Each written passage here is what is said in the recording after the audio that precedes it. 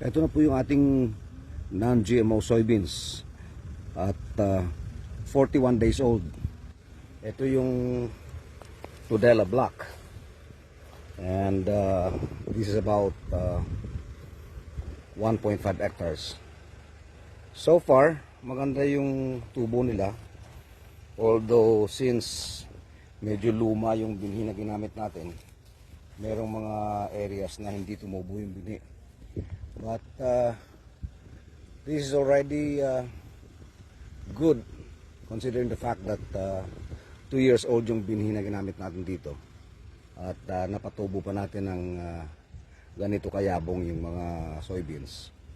Our target here is to produce seeds for replanting, since these are non-GMO seeds of soybeans, and we'll be able to replant this in our expansion area.